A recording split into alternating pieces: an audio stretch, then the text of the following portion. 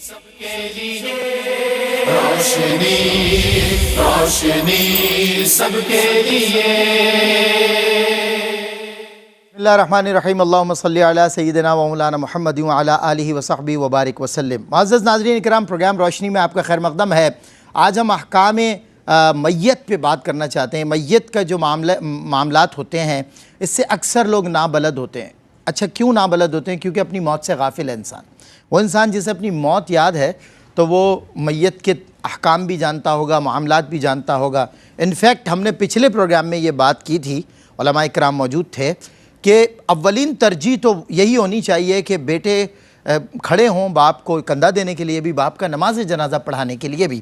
مگر انتہائی معذرت کے ساتھ ہوتا کیا ہے کہ بیٹوں سے جب پوچھا جاتا ہے کہ آپ نے نماز جنازہ پڑھی تو اس میں کیا پڑھا، تو وہ آپ کے سامنے ششدر کھڑے ہوتے ہیں، منہ کھول کے کھڑے ہوتے ہیں، نہیں پتہ انہوں نے کیا پڑھنا تھا۔ یعنی انہیں نماز جنازہ پڑھنی نہیں آتی، پڑھانے کی بات رہنے دیں، آپ پڑھنی ہی نہیں آتی نماز جنازہ۔ تو یہ جو احکام ہیں میت کے، نماز جنازہ کس طرح ہوتا ہے، کون پڑھائے گا، کیسے پڑھائے گا، کس طرح ہوگا، کیا اس میں فرائض ہیں، کیا واجبات ہیں، کیا ضروریات ہیں، کیا لوازمات ہیں اور کیا لوازمات اضافی ہیں، ان پہ کچھ بات ہم نے پچھلی نشست میں بھی کی تھی اور اب بھی وہ گفتگو جاری ہے۔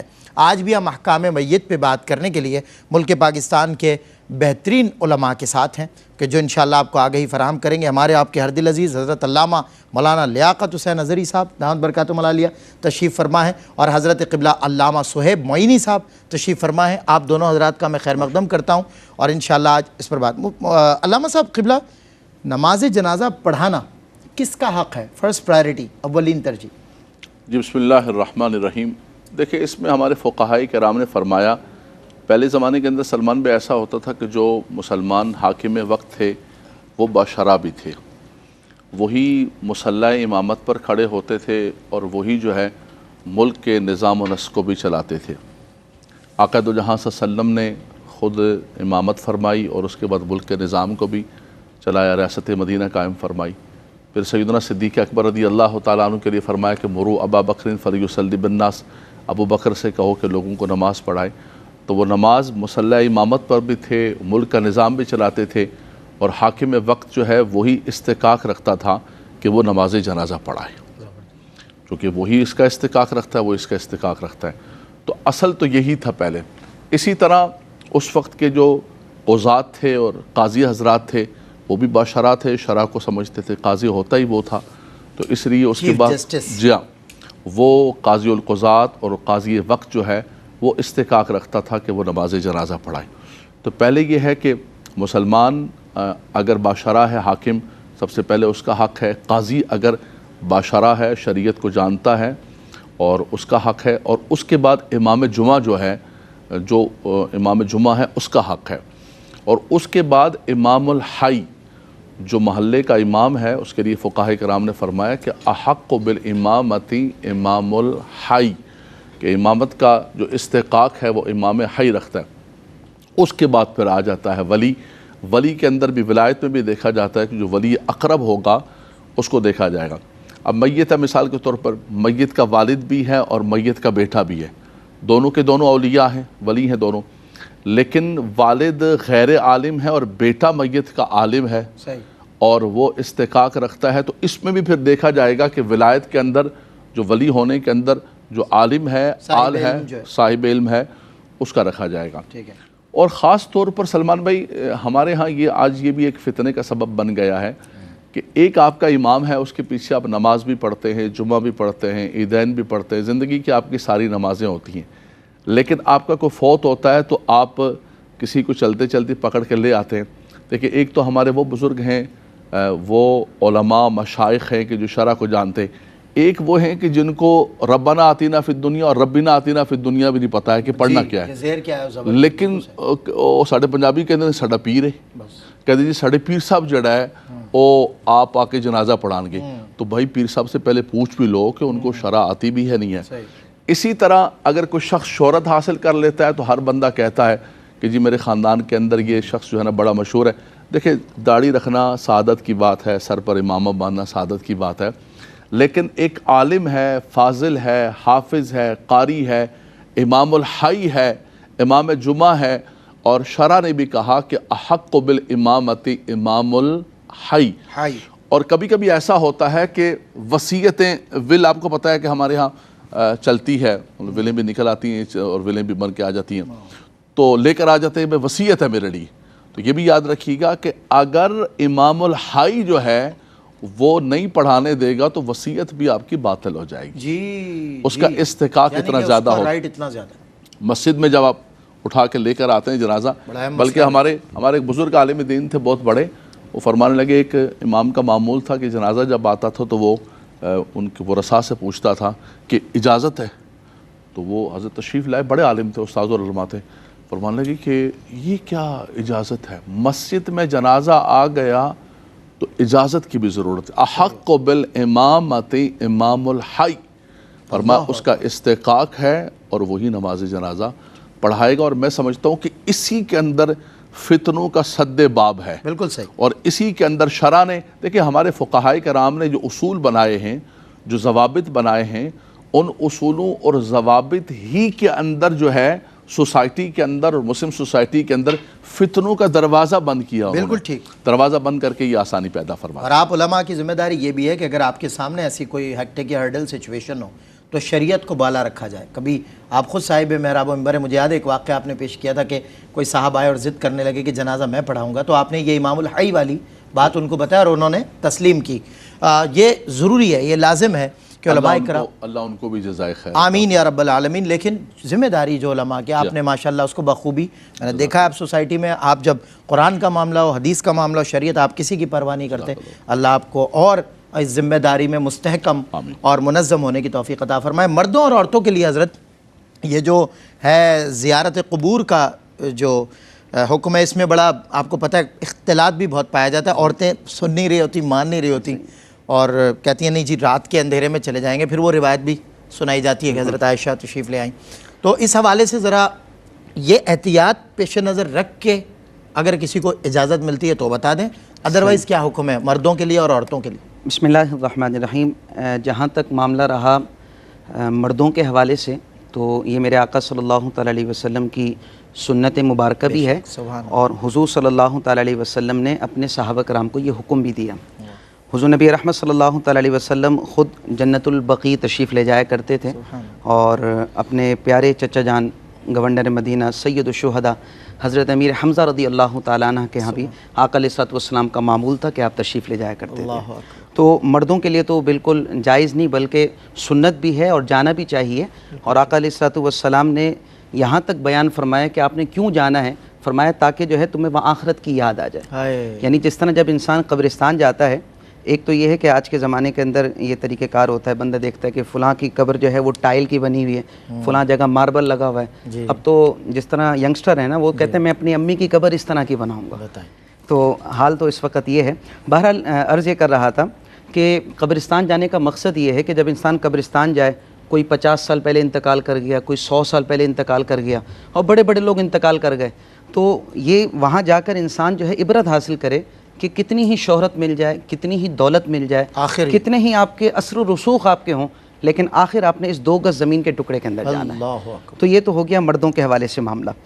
رہا معاملہ خواتین کے حوالے سے, تو یہ اگر احوط قول کی بات کی جائے تو وہ یہی ہے کہ عورتوں کو گھر بیٹھ کے ہی اصالِ ثواب کرنا چاہیے. بالکل صحیح. آپ گھر بیٹھ کے ہی جو ہے آپ اصالِ ثواب کریں گے, چاہے وہ آپ کسی بزرگ کی بارگاہ میں کر رہی ہوں یا آپ جو ہے اپنے والد اپنی والدہ کی اصالِ ثواب کے لیے کر رہے ہوں, تو قبر میں ان کو اصالِ ثواب وہیں سے پہنچ جاتا ہے. لیکن اگر خاص طور پر معاملہ تب ہوتا ہے جب والدین میں سے کسی کا انتقال ہو, اور جو ابتدائی ایام ہوتے ہیں, تو گھر کی جو خواتین ہیں ان کی خواہش ہوتی ہے کہ ہم اپنے والد کی, اپنی والدہ کی, اپنے بھائی کی, وہ کہتے ہیں نا ایک تڑپ اور ایک جی بالکل ایسا ہی ہے, قلبی ایک کیفیت ہوتی ہے. تو اس میں از روئے شرع جو ہے کچھ قیودات کے ساتھ جو ہے اجازت دی گئی ہے, لیکن اجازت کا مطلب ہوتا ہے کہ جائز ہے, افضل نہیں ہے. بالکل صحیح. افضل تو یہ ہے کہ گھر بیٹھ, افضل یہی ہے کہ آپ گھر بیٹھ کے آپ کریں اور یہ طریقہ کار اختیار کریں. تو جو قیودات ہیں ان کے اندر سب سے پہلے ہے کہ وہ خاتون خود باپردہ جا رہی ہو. بالکل ٹھیک. دوسری بات, جس راستے میں آپ جا رہی ہیں وہ پرامن راستہ ہونا چاہیے, یعنی آپ کی عزت کی جو ہے کوئی کسی بھی حوالے سے آپ کو تکلیف نہ ہو, جان مال. اسی طرح جو ہے جب آپ وہاں پر جائیں تو وہاں کسی بھی طرح کا اختلاط نہ ہو, مرد عورت کا جو ہے اختلاط نہیں ہونا چاہیے.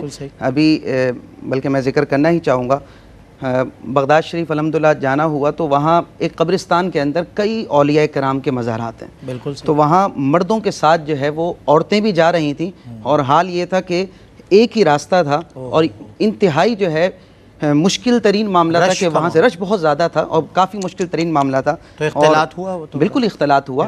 تو لہٰذا وہ بالکل یہ سمجھیں کہ وہ کہیں کہ ہم اتنا دور سفر کر کے گئے اور ہمیں ثواب ملے گا، تو وہاں ثواب نہیں بلکہ آپ کو گناہ مل رہا ہے. بالکل صحیح. اسی طرح یہاں پر اور عبرت کیسے حاصل کرے بندہ اس جلوس میں؟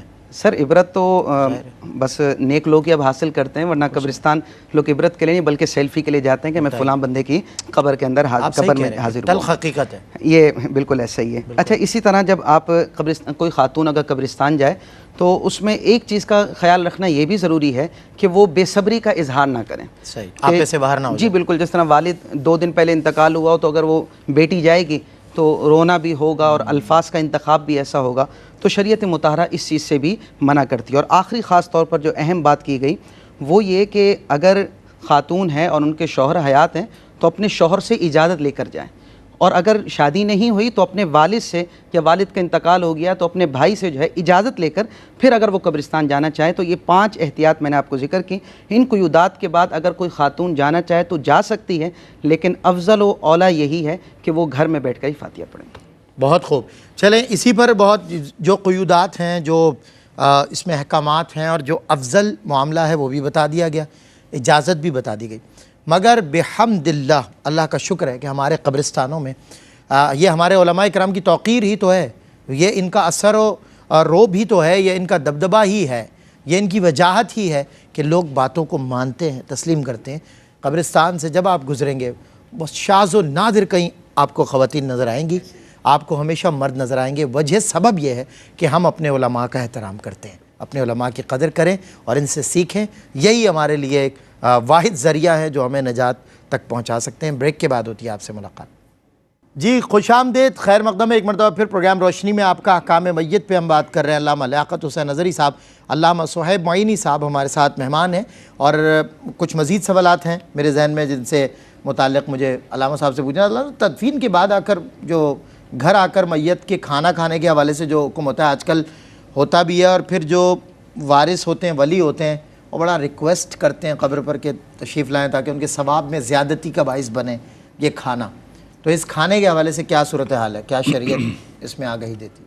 دیکھیے خاص طور پر اسپیسیفک آپ نے جو ذکر کیا ہے کہ تدفین کے بعد جو کھانے کے لیے بلایا جاتا ہے اور باقاعدہ طور پہ ریکویسٹ کی جاتی ہے اور دعوت دی جاتی ہے، اور دیگیں چڑھی ہوتی ہیں، دیگیں پک رہی ہوتی ہیں، یا پکوان والے کیٹرنگ والے کسی کو کہا جاتا ہے کہ بھائی ہمارے یہاں میت ہوگی اور کھانا بنا کے لائیں، اور لوگ قبرستان سے واپس گھر آتے ہیں 100-200 جتنے آدمی ہیں اور وہ آ کے کھانا کھاتے ہیں. دیکھیں اس کا اصول تو یہی ہے کہ جب کسی کے گھر میت ہو جائے تو بلکہ وہ میت والے اس وقت وہ سوگ کے اندر ہوتے ہیں، وہ تکلیف کے اندر ہوتے ہیں، غم کے اندر ہوتے ہیں. نبی کریم صلی اللہ علیہ وسلم کو جب آپ علیہ السلام نے فرمایا کہ جنگ موتا کے اندر حضرت جعفر طیار شہید ہو گئے اور ان کے گھر والے اس وقت مشکل کے اندر غم کے اندر ہیں، تم ایسا کرو کہ ان کے گھر کھانا بنا کے لے کے جاؤ، اس لیے کہ ان کو ایک ایسی تکلیف اور غم پہنچا ہے کہ اس وقت وہ کھانے بنانے کے لیے. تو ہونا تو یہ چاہیے کہ میت کے گھر ان کے نیبرز اور ان کے پڑوسی اور دوست اور کولیگز سارے جو ہیں وہ کھانا لے کر جائیں. اور یہ کہ باقاعدہ طور پر لوگوں کو دعوت دے کے اور کھانا بنوانا، اس میں سلمان بھائی یہاں تک لکھا ہے، ہمارے پرانے فقہا نے، حضور صدر الشریعہ نے بھی لکھا ہے کہ پرانے زمانے کے اندر ایسا بھی ہوتا تھا کہ لوگ سود پر پیسہ اٹھا کے کھانا بنواتے تھے. اچھا. اور اس سود کو اتار رہے ہوتے تھے صرف ایک شرم اور ایک رسم کی وجہ سے کہ بھئی کھانا نہیں کریں گے تو لوگ باتیں کریں گے، دیکھو یار اس نے ماں کا کھانا بھی نہیں کیا، باپ کا کھانا بھی نہیں کیا، اور اسی طرح بھوکا بھیج دیا. اب اس کے اندر ایک تھوڑا سا یہ ہے کہ اگر کوئی کسی دوسرے شہر سے آیا ہوا ہے اور یہاں کوئی کھانے پینے کا بھی انتظام نہیں ہے تو ان کے لیے پڑوسی اور دوسرے لوگ کھانے کا انتظام کریں، وہ کھانا کھا لیتے ہیں. باقی محلوں کے اندر جو شہر کے اندر رہنے والے لوگ ہیں، اغنیاء ہیں، وہ باقاعدہ طور پر اعلیٰ حضرت امام اہل سنت نے خاص طور پر جو ہے اس کو بدعت قبیحہ اور شنیعہ قرار دیا. اچھا. فرمایا یہ بدعت ہے اور یہ بہت غلط قسم کا طریقہ مسلمانوں کے اندر چل پڑا ہے کہ ادھر ان کی میت رکھی ہوئی ہے، وہ پریشان ہیں، ان کو قبر کا نظام بنانا ہے، اور ادھر ان کو کھانے پکانے کی ٹینشن ہوتی ہے کہ بھئی دفنا کے آئیں گے تو کھانا بھی تو دیں گے. Alright, as you told us before کہ وہ کوئی اور کرے کھانا، کوئی اور ان سے ذمہ داری، کوئی اور کرے، لیکن اس کا بھی یہ ہے کہ اس کو بھی ایک دعوت بنانا کہ پڑوسی بھی کھا رہا ہے، غنی بھی کھا رہا ہے. یہ تو کوئی مجبور ہے کہ دوسرے شہر والا ہے. ورنہ اعلیٰ حضرت امام اہل سنت نے فرمایا، پوچھا گیا کہ حضور یہ جو میت کا کھانا ہے، اس میت کے کھانے کے بارے میں کیا حکم ہے؟ فرمایا کہ میت کا کھانا تو نہیں کھانا چاہیے، اور خاص طور پر اغنیاء کو، جو غنی ہیں. فرمایا طعام المیت یمیت القلب، فرمایا یہ میت کا کھانا تمہارے دلوں کو مردہ کر دے. اللہ اکبر، اللہ اکبر. یہ جو تدفین کے بعد باقاعدہ طور پر کھانا کیا جاتا ہے. اور سلمان بھائی اس کی تو اب صورتحال یہ بن گئی ہے کہ جو ہمارے سراؤنڈنگ کے اندر ہے، جو ہم دیکھتے ہیں روزمرہ مشاہدہ ہے، وہ یہ ہے کہ ایک دعوت کا سا سما بن گیا. ایسا ہی ہے. اور بعض لوگوں کو تو آواز لگاتے ہوئے دیکھا ہے بالکل بالکل کہ بھائی یہ چاول واول ڈالتے جا رہے ہو کہ بوٹی موٹی بھی نظر آئے گی یا نہیں. میت میں، یعنی میت کا کھانا ہے اور اس کو ایک دعوت کی شکل دے رہے ہیں، اور اس کے اندر مطالبہ ہو رہا ہے کہ بھئی آلو کم ہے، بوٹی کم ہے، فلان ہے، کسی کی ماں فلان ہے. مر گئی، کسی کا باپ مر گیا، کسی کا ولی مرا ہوا ہے، کم از اس کے دکھ کو محسوس نہیں کر سکتے تو بڑھاؤ بھی مت. یہ دیکھیں تکلیف اسلام دیکھیں آپ کے لیے آسانی سے آسانی پیدا آپ کرتا نے ہے. فرمایا بدعت قبیحہ میں بہت اعلیٰ حضرت امام علیہ سنت نے لکھا، بات باقاعدہ فتاوی رضویہ کے اندر باقاعدہ پورا ایک رسالہ موجود ہے. اور اعلیٰ حضرت امام علیہ سنت نے فرمایا کہ یہ تدفین کے بعد کا کھانا اور یہ میت کا کھانا یہ دلوں کو مردہ کر دے، جس کو مزے لے کے کھا رہے ہوتے. ہر مکتب فکر میں رائج ہے، تقریباً لوگ اس کو کر رہے ہیں. مکاتب فکر کو تو چھوڑ دیں، ہم ایک مطلق اسلام کا پیغام دے رہے ہیں کہ یہ فقہی اعتبار سے، شرعی اعتبار سے بالکل ناجائز ہے. لیکن اس کی صرف استثناء کی یہی صورت بن سکتی ہے کہ باہر شہر کے آئے ہوئے ہیں، وہ بھی پڑوسی ان کو دیتے ہیں. یہ قرضے پہ پیسے اٹھا کے کرنا، یہ دعوت کی صورت بنانا، یہ بلا کے کھلانا، اور جو بیٹھے ہوئے ہیں ان کا اس انداز کے اندر، یعنی وہ سوگ کا گھر ہے، غم کا گھر ہے، وہ غم کے اندر ڈوبے ہوئے ہیں، اور آپ اس کو، یہ کوئی دعوت سرور نہیں ہے. صحیح بات. یہ تو ایک غم اور سوگ، اور 3 دن تک شرعی اعتبار سے سوگ ہے. تو وہ گھر تو ایک سوگ کا گھر ہے. آپ ان کے غموں کا مداوے کے لیے کچھ کریں، نہ کہ آپ ان کے اوپر بوجھ بن کے بیٹھ جائیں. کئی لوگ آتے ہیں، وہ آ کے بیٹھ جاتے ہیں، 1 دن بیٹھے ہوئے ہیں، دوسرے دن بیٹھے ہوئے ہیں، تیسرے دن بیٹھے ہوئے ہیں. بھائی وہ بیچارے خود پریشان ہیں، مہربانی فرمائیں آپ نے فاتحہ پڑھ لی، آپ چلے گئے. اور قبرستان میں دعا ہو گئی اور جنازے میں دعا ہو گئی، پھر دوبارہ ایک مرتبہ گھر آئیے گا، گھر آ کے دعا کرنی ہے، کھانا کھانا ہے. بلکہ بعض جگہ ہمیں کہا جاتا ہے، اگلے دن سویم ہوتی ہے اس کا کھانا. جی ہاں، بعض جگہ پر باقاعدہ کہا جاتا ہے کہ بھئی اعلان کریں. تو میں نے کہا بھئی کوئی اعلان کچھ نہیں ہوتا ہے، کوئی اعلان نہیں، کوئی کچھ نہیں. بالکل صحیح. تو یہ میں سمجھتا ہوں قرضے کا اعلان تو کہا جاتا ہے کہ وہ کیا جائے کہ اگر میت کو نہیں، قرضے کا نہیں، اس کا کھانا کھانے کا. نہیں، میں نے پوچھنا چاہتا ہوں کہ قرضے کا اعلان تو اجازت دیتے ہیں. بالکل قرضے کھانے کا تو ظاہر آپ نے منع دیکھیں، قرضے کا تو ایک ایسا ہے کہ نبی صلی اللہ علیہ وسلم کے سامنے ایک جنازہ آیا، حضور صلی اللہ علیہ وسلم نے خود فرمایا کہ اس پر کسی کا قرضہ ہے. اس نے کہا ہاں یہ مقروض ہے. حضور نے فرمایا میرے ساتھیوں اس کا جنازہ تم پڑھ لو، میں اس کا جنازہ نہیں پڑھوں. اللہ اکبر. آقا دو جہاں صلی اللہ علیہ وسلم نے، آج تو ہم سب کا پیسہ کھاتے جا رہے ہیں نا، توبہ کرتا جا اور حج عمرہ کرتا جا اور لوگوں کے پیسے پکڑتا جا. آج تو صورتحال یہ بن گئی. آقا دو جہاں صلی اللہ علیہ وسلم سے بڑھ کر رحیم و کریم کون ہوگا؟ حضور حریص علیکم بالمؤمنین رؤوف رحیم آپ نے پوچھ لیا ہے. تو یہ خود ایک فی نفسی ایک بڑا مسئلہ ہے. تو وہ تو پھر ایک صحابی رسول نے ہاتھ اٹھایا، یا رسول اللہ صلی اللہ علیہ وسلم مہربانی فرمائیں اس کا جنازہ پڑھائیں، میں اپنے اس بھائی کا سارا قرضہ اتاروں. اللہ اکبر. انہوں نے دیکھا کہ یہ محروم ہو یہ رہا ہے. رحم دلی آئی تو اللہ اکبر، اللہ اکبر. آقا دو جہاں صلی اللہ علیہ وسلم آگے بڑھے اور حضور نے جنازہ پڑھا. ہائے سبحان اللہ. بہت خوب. میں قبلہ ایک اور ذرا سینسٹیو کویسچن ہے لیکن پوچھتا ہے، جدید ذہن آپ سے بات کرتا ہے کہ یہ جو میت ہے اس کو ایک قبر سے نکال کے کسی دوسری جگہ منتقل کرنا. ایک تو یہ ہوتا ہے in the case of such kind of situations, اور ایک یہ ہوتا ہے کہ ایمی جی موڈ بنائے ادھر سے ادھر کر دیتے ہیں. تو یہ تینوں صورتحال پیش نظر رکھ کے پھر آپ بتائیے. بسم اللہ الرحمن الرحیم. کسی بھی میت کو منتقل کرنا دوسری قبر کی طرف، دوسرے مقام کی طرف، شریعت مطہرہ نے اس کو انتہائی ناپسندیدہ قرار دیا. اللہ اکبر. اور البتہ بربنائے ضرورت جو ہے اس کی اجازت ضرور دی گئی. کھل گئی. جی وہ صورت میں آپ کی خدمت میں عرض کرتا ہوں. تو ویسے جو ہے شریعت مطہرہ نے سختی سے اس چیز سے منع کیا ہے. جس طرح آپ نے ایک بات کی طرف اشارہ دیا کہ موڈ بن گیا. اب مثال کے طور پر ایک بیٹا ہے، وہ یہاں رہتے ہیں، اب دوسرے شہر جانا چاہتے ہیں، تو کہا ابو کا انتقال ہو گیا، کون اس شہر سے یہاں آئے گا، تو ایک کام کرتا ہوں ابو کو بھی ساتھ لے کے چلا جاتا ہوں. تو یہ انتہائی شریعت مطہرہ میں ناپسندیدہ قرار دیا ہے اور اس کو سختی سے منع کیا ہے کہ وہ اس طرح نہ کریں. لیکن جس طرح کہا جاتا ہے کہ الضرورت تبیح المحظورات، تو جہاں ضرورت ہو وہاں شریعت مطہرہ نے ضرور اجازت دی ہے، اور یہی ہمارے دین کی خوبصورتی ہے کہ فلیکسیبل. جی بالکل ایسا ہی ہے. تو اب یہاں پر جب مثال کے طور پر کراچی کے اندر یہ بھی بڑے معاملات ہیں، جب بارش ہوتی ہے تو بارش کی وجہ سے جو ہے وہ قبر باقاعدہ بیٹھ جاتی ہے. تو اس طرح کا معاملہ ہو کہ اب گورگن آپ کو کہیں کہ جناب یہاں آپ کے لیے مشکل ہے کہ اس طرح کی قبر ہے کہ بار بار یہ بیٹھ جاتی ہے، تو بہتر یہ ہے کہ آپ یہاں سے کہیں اور منتقل کر دیں. تو اس میں شریعت مطہرہ اجازت دیتی ہے. لیکن دوسری طرف یہ بات بھی ہے کہ گورگن کی صرف بات کو نہیں مانا جائے گا اگر واقعی ایسا یہ دیکھا جائے گا، کیونکہ باقی پورا قبرستان بھی موجود ہے. بالکل صحیح. اچھا دوسری طرف یہ کہ آپ نے کسی ایسی جگہ جو ہے دفن کیا ہے جہاں پر سیلاب آنے کا اندیشہ ہے، ظاہر بات ہے پہلے ہی وارن کر دیا جاتا ہے. اگر آپ کو ہے کہ وہاں سیلاب آنے والا ہے اور یہ کنفرمیشن بھی ہو، تو اس کے بعد جو ہے اجازت شریعت مطہرہ نے دی ہے کہ آپ وہاں سے جو ہے اس قبر کو منتقل کر سکتے ہیں. لیکن وہاں پر بھی اس چیز کی اجازت دی گئی کہ جب آپ منتقل کر رہے ہیں تو جن لوگوں کا انتخاب کیا جائے وہ انتہائی کم لوگ ہونے چاہیے. ایسا نہیں ہے کہ آپ جو ہے وہ کیمرے لے کر اور باقاعدہ اعلان ہو اور باقی تمام لوگ جو ہیں وہاں پر جمع ہو جائیں، بلکہ یہ کہ چند لوگ ہوں، تاکہ کیونکہ دیکھیں معاملہ یہ ہے کہ جس طرح کراچی کے اندر جب قبر کوئی بیٹھتی ہے تو سب سے زیادہ بارش آتی ہے، سب سے بڑا سوال یہی آتا ہے. اب اس کے اندر بھی علماء یہی بات کرتے ہیں کہ حتی الامکان کوشش کی جائے کہ آپ نے جو ہے وہ مردے کو دیکھیں نہیں، حتی الامکان، کیونکہ اب جب انسان کا انتقال ہو گیا اب یہ اللہ کا معاملہ ہے، اس صاحب قبر کا معاملہ ہے. وہ صاحب قبر جانتا ہے کہ اس کے ساتھ کیا ہو رہا ہے. تو لہذا لوگوں کے لیے جو ہے یہ اجازت نہیں دی گئی کہ آپ اس چیز کو دیکھیں.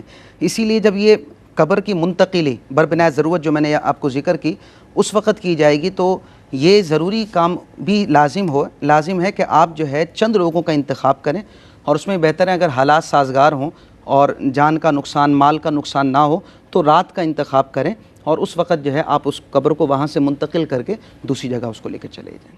زبردست. ہم مزید جو ہے احکام میت کے حوالے سے کچھ سوالات ایک دو ہیں میرے ذہن میں، وہ کریں گے علماء کرام سے، مگر اس مختصر سے وقفے کے بعد. خوش آمدید ناظرین، خیر مقدم ہے آپ کا ایک مرتبہ پھر. پروگرام روشنی میں احکام میت کے حوالے سے ہم بات کر رہے ہیں، اور علامہ لیاقت حسین نظری صاحب سے سوال پوچھتا ہوں. حضرت میت کے پیشانی پر یا وہ جو ہے نا اس کے اطراف میں یا کہیں اس میں کسی بھی مقام پہ اسے پیشانی کو منتخب کیا جاتا ہے، کلمہ یا عہد نامہ لکھنا انگلی سے جو ایسے کرتے ہیں، تو اس کے حوالے سے کیا حکم ملتا ہے، کیا فضیلت؟ دیکھیں سید صاحب، ہم نے پہلے بھی اس پر گفتگو کی ہے کہ قبر کے اندر ایک تو پہلے سب سے پہلے دو حرفی جواب تو یہ ہے کہ بالکل جو ہے میت کی پیشانی پر یا سینے پر کلمہ طیبہ لکھ سکتے ہیں، کوئی دعا لکھ سکتے ہیں شہادت کی انگلی سے. باقی رہا عہد نامہ یا کوئی تبرکات یا کوئی چیز رکھنا میت کی، تو اس میں صرف اتنی سی احتیاط کی ضرورت ہے کہ بے ادبی نہ ہو. کوئی بھی ریٹن چیز آپ رکھتے ہیں، کوئی مکتوب چیز ہے، تو کہیں جو ہے اس کی بے ادبی نہ ہو قبر کے کھلنے کی وجہ سے یا پھر گرنے کی وجہ سے. تو باقی یہ جو انگلی سے لکھنا ہے اس کے اندر تو کسی کا بھی کوئی اختلاف نہیں ہے. آپ کلمہ شہادت لکھتے ہیں، اس کے لیے کوئی مغفرت کے کلمات لکھتے ہیں. لیکن پرانے بزرگوں کے اندر چیزیں ملتی ہیں، جیسے سیدنا امیر معاویہ رضی اللہ تعالیٰ نے باقاعدہ طور پر فرمایا کہ نبی صلی اللہ علیہ وسلم کے ناخن مبارک میری آنکھوں پر رکھے جائیں تاکہ ان کی برکت سے اللہ تبارک و تعالیٰ میری بخشش و مغفرت. سیدنا خالد بن ولید رضی اللہ تعالیٰ بال مبارک رکھا کرتے ہیں، مبارک امام ہر مارکہ جیتا ہے. وہ ایک موقع پہ یاد ہے آپ نے پروگرام کیا تھا. جی بالکل، حضرت خالد بن ولید. سبحان اللہ سبحان اللہ. اور اس کے بعد نبی صلی اللہ علیہ وسلم ایک مرتبہ باہر تشریف لائے تو ایک صحابیہ نے بڑا خوبصورت قسم کا حضور کو چادر دی. تو باہر تشریف لائے تو ایک صحابی رسول نے عرض کیا، رسول اللہ چادر بہت خوبصورت لگ رہی ہے اور اگر یہ مجھے عطا کر دیں. حضور اندر تشریف لے کے اسی وقت سخاوت کے تو خیر کیا ہی کہنے، بالکل نہیں سنتا ہی نہیں مانگنے وار، لا تو ہے ہی نہیں. تو دوسرے صحابہ ناراض ہوئے کہ یار تمہیں پتہ بھی ہے کہ حضور منع نہیں کرتے، پھر تم اور اب یہ بھی تم نے چادر پہنی تھی. کہا کہ یہ چادر میں نے پہننے کے لیے نہیں، کفن بنانے کے لیے. اللہ اکبر، اللہ، اس کو رکھوں گا میں، نرالی عقیدت ہے، اس کو میں رکھوں گا. یہ آقا دو جہاں صلی اللہ علیہ وسلم کے جسم مبارک سے مس ہو گئی ہے. تو کوئی بھی تبرک ہے یا کوئی بھی چیز ہے اس کو قبر کے اندر رکھ سکتے ہیں. باقی یہ انگلی سے لکھا جا سکتا ہے. باقی عہد نامہ یا کوئی بھی ریٹن چیز ہے اس کے اندر اس چیز کا خیال رکھ لیں کہ اس کی بے ادبی نہیں ہونی چاہیے. صحیح. اچھا میں حضرت علامہ صاحب آپ سے ایک بات پوچھنا چاہتا ہوں کہ ایک تو میت کا دفنانا ہے اور جیسے کہ ہمیں حکم ہے ہم اسی طرح کرتے ہیں اس کو کفن دفن میں لپیٹ کے. تابوت میں یا باکس میں کسی میت کو اگر رکھ کے دفنایا جائے, وہی والی بات کروں گا آپ سے کہ کنڈیشنل اس کو دفنایا جائے ان دا کیس آف نیڈڈ, یا کوئی بہت شدید کوئی صورتحال ہے, یا پھر اور کیا ہو سکتی ہے کنڈیشن کہ جس میں اس کو تابوت میں دفنایا جا سکتا ہے, ادروائز تو آپ کو معلوم ہے مشابہت کا معاملہ ہی بتا دیجیے. جی بسم اللہ الرحمن الرحیم. اچھا, باکس کے اندر میت کو رکھنا, اس میں شریعت مطہرہ میں مرد کے لیے اور عورت کے لیے الگ الگ حکم بیان کیا گیا. اچھا ٹھیک ہے, بتائیے. جہاں تک عورت کے لیے تو مستحسن قرار دیا ہے کہ اس کو باکس میں رکھا جائے. اچھا جی بالکل. یہاں تک کہ ہمارے ہاں اگرچہ یہی رائج ہے اور صحابہ کرام تابعین تمام ادوار کے اندر یہی طریقہ کار رہا ہے کہ باکس کے بغیر ہی رکھا جاتا ہے, لیکن جب یہ باکس کی صورت آئی تو فقہائے کرام نے جب اس کو دیکھا تو اس وقت پردہ دری کی بنا پر کہ اس میں پردہ دری زیادہ ہے تو کہا کہ باکس میں رکھنا مستحسن ہے. لیکن اگر کوئی سنت مبارکہ کی نیت سے اس طریقے کو اختیار کرتا ہے تو سبحان اللہ, انما الاعمال بالنیات, جیسی آپ جو ہے وہ نیت رکھیں گے اللہ تعالیٰ آپ کو ویسا ہی اجر عطا فرمائے گا. لیکن جہاں تک مرد کا معاملہ ہے تو باکس کے اندر مرد کو یعنی مردے کو تابوت میں رکھنا اس کو مکروہ قرار دیا گیا ہے, یعنی ناپسندیدہ شریعت نے قرار دیا ہے. اچھا, پہلے خواتین کی بات ہو رہی ہے. جی پہلے خواتین کی بات عرض کی تھی. تو مردوں کے حوالے سے یہ ہے کہ ناپسندیدہ قرار دیا گیا ہے. اچھا, ناپسندیدہ کا بھی یہ ہوتا ہے کہ اگر کسی نے کر لیا تو ایسا نہیں ہے کہ کوئی بندہ آیا وہ کہے کہ جناب کیونکہ یہ مکروہ ہے لہذا قبر کو کھودو اور واپس جو ہے مردے کو لے کر آؤ اور ہم جو ہے باکس کے بغیر اس کو دفنائیں گے, تو یہ انتہائی جہالت ہے. بالکل. تو کراہت ضرور ہے, کرنا نہیں چاہیے, لیکن اگر کسی نے بغیر کسی ضرورت کے باکس کے اندر دفنا دیا تو اجازت شریعت مطہرہ دیتی ہے, لیکن ناپسند ہے. لیکن اب کچھ صورتیں وہ جن میں شریعت مطہرہ نے اجازت دی ہے کہ آپ باکس کے اندر تدفین ان کی کر سکتے ہیں. ان میں وہی جو پہلے ذکر کی تھی جب قبر کو منتقل والی معاملہ, وہی معاملہ ہم یہاں بھی کہیں گے کہ اب مثال کے طور پر کسی ایسی زمین میں ان کو دفن کیا جا رہا ہے کہ امکان ہے کہ چند سالوں بعد یہاں سیلاب آ سکتا ہے. صحیح. اور آپ کے پاس کوئی اور آپشن موجود بھی نہیں ہے, آپ نے وہاں ان کی تدفین کر دی, تو اور یہ امکان موجود ہے کہ مستقبل کے اندر یہاں سیلاب آئے گا, ظاہر بات ہے سیلاب آئے گا تو آپ جو ہے قبر کو منتقل لازم کریں گے. ایسا ہی. تو لہذا اس وقت پھر شریعت مطہرہ اس بات کی اجازت دیتی ہے کہ آپ باکس کے اندر ہی آپ ان کو جو ہے ان کی تدفین کریں, تاکہ جب تدفین کے بعد منتقلی کی بات آئے تو اس وقت جو ہے وہ جو اللہ اور اس کے درمیان کا معاملہ ہے وہ اسی طرح رہے. یعنی وہ قبر کے اندر کا معاملہ جو ہے وہ صاحب قبر ہی جانتا ہے, تو بس وہ اسی کے ساتھ ہی وہ معاملہ رہنا چاہیے. اسی طریقے سے اگر زمین نرم ہو, یعنی جہاں آپ نے تدفین کی آپ سمجھتے ہیں کہ زمین نرم ہے اور ممکن ہے کہ یہ جو ہے دب جائے گی, وہاں بھی اس چیز کی اجازت دی گئی ہے.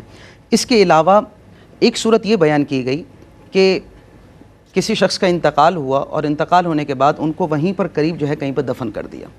اب ظاہر بات ہے جہاں آپ نے دفن کیا وہ آپ کی اپنی زمین تو تھی نہیں. صحیح. بعد میں اس کا مالک آیا اور مالک نے کہا جناب میری زمین ہے, لہذا جو ہے آپ اپنی میت کو یہاں سے لے جائیں, میں یہاں کوئی پروجیکٹ بناؤں گا یا جو بھی کاشتکاری کا سلسلہ کروں گا. تو لہذا شریعت مطہرہ اس چیز کی اجازت بھی دیتی ہے کہ اگر آپ سمجھتے ہیں آپ کے پاس کوئی آپشن موجود نہیں ہے اور آپ جو ہے ان کی تدفین اس انداز میں کر رہے ہیں کہ مالک بھی نہیں ہے, زمین کا مالک نہیں ہے, آپ کو امکان ہے کہ بعد مستقبل میں جو ہے ہمیں یہاں سے جو ہے منتقل کرنا ہوگا, تو اس وقت بھی شریعت مطہرہ اس چیز کی اجازت دیتی ہے کہ آپ باکس کے اندر اس کی تدفین کریں. ایک اور چیز خاص طور پر ذکر کرنا چاہوں گا, بسا اوقات ایسا ہوتا ہے کہ انتقال باہر ہو جاتا ہے. اب باہر سے انتقال کے بعد جی باڈی یہاں پر لائی جاتی ہے تو 2 دن بھی لگ جاتے ہیں, 3 دن بھی, 4 دن بھی لگ جاتے ہیں یا اس سے زائد. تو اب جب وہاں سے لایا جاتا ہے اس میں کیمیکل وغیرہ جو ہے باڈی کو لگائے جاتے ہیں, تو اس کے اندر بھی میڈیکلی یہ کہا جاتا ہے کہ زیادہ بہتر یہ ہے کہ آپ اس کو باکس کے اندر ہی رکھیں. لیکن کچھ حضرات ایسے ہوتے ہیں وہ کہتے ہیں نہیں ہم نے باکس سے کھولنا ہے, تو اس وقت بھی یہ کہا گیا کہ اگر باکس سے کھولنا ہے تو جنازہ پڑھنے کے بعد جب تدفین کا وقت ہو اور آس پاس لوگ کم ہوں اس وقت آپ باکس سے کھول کے آپ جو ہے ان کو دفنا دیں, ورنہ اس وقت بھی یہ حکم اجازت دی گئی ہے کہ آپ باکس کے ساتھ ہی اس کی تدفین کریں, کیونکہ ڈیلے ہو گیا معاملہ, باڈی کیمیکل اینڈ آل. بالکل ٹھیک ہے. یعنی جتنی کنڈیشنز تھیں حضرت صاحب نے ماشاءاللہ بیان کی. 1 منٹ کا میسج لینا چاہوں گا علامہ لیاقت حسین نظری صاحب کا اور حضرت کا. احکام میت آج ہمارا موضوع تھا, بہت ساری باتیں آپ نے ہمیں آگاہی دی اور نئے ذہن کو بہت کچھ سکھا دیا. کچھ کہنا چاہیں گے ینگسٹرز سے, اور اسپیشلی حضرت انڈورس کیجیے گا نماز پڑھ کے آ جاتے ہیں والد صاحب کی نماز جنازہ, بعد میں پوچھتے ہیں تو وہ کہتے ہیں پتہ نہیں کیا پڑھا ہے. جی میں یہی کہوں گا خاص طور پر یہ ہم ماں باپ کا بھی یہ فریضہ ہے کہ ہم اپنے بچوں کو ڈاکٹر بنائیں, انجینئر بنائیں, ان کو تاجر بنائیں, کچھ بھی بنائیں ان کو آپ, لیکن کم سے کم ان کو مسلمان بھی بنائیں. جی ان کو نماز بھی آتی ہو اور نماز جنازہ بھی آتی ہو. یعنی ایک باپ کتنی بدنصیبی اور بدقسمتی ہے کہ وہ اپنے بچوں کے لیے کولوں کا بہل بنا ہوتا ہے, پوری زندگی صبح سے شام تک ورک کر رہا ہوتا ہے کہ یار میرے بچے کھڑے ہو جائیں, بچے کھڑے.